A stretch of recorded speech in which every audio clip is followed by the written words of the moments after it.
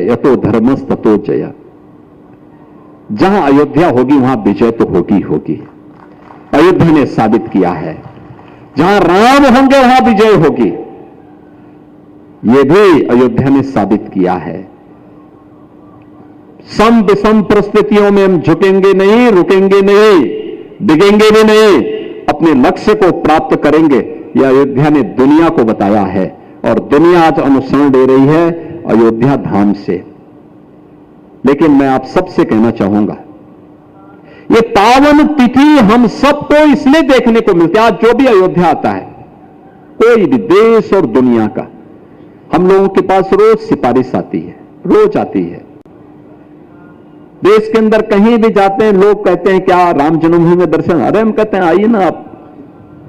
लोग कहते हैं कितने हजार लोग कर रहे हैं, हमने कहा हजार नहीं, लाखों की बात करो। अब लाखों लोग दर्शन कर रहे हैं, लाखों लोग दर्शन कर रहे हैं।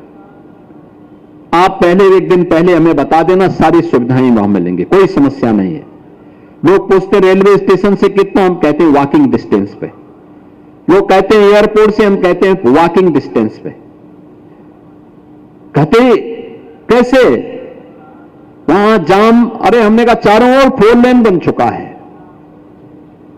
ये नई अयोध्या है, त्रेता युग की याद दिला रही है। और यही है डबल इंजन की ताकत। लेकिन ये तभी हो पाया है जब एक साथ एक स्वर में सभी सनातन धर्मावलंबी बोल उठा था। तब राम जन्मभूमि में मंदिर निर्माण का मार्ग प्रशस्त हो पाया। याद रखना, हम बटे थे तो इसीलिए विधर्मी आकर के हमारे विभाजन का लाभ उठाए थे। हम आज एकजुट होकर के जब उसका मुकाबला कर रहे हैं तो सुरक्षित हैं। हर व्यक्ति सुरक्षित भी है। अपनी विरासत को गौरव के साथ आगे बढ़ते हुए आने वाली पीढ़ी को गौरव के साथ बताने की स्थिति में है कि हमारे सामने से राम जन्मभूमि का फैसला आया था। हमारे सामने भूमि पूजन का कार्यक्रम संपन्न हुआ था।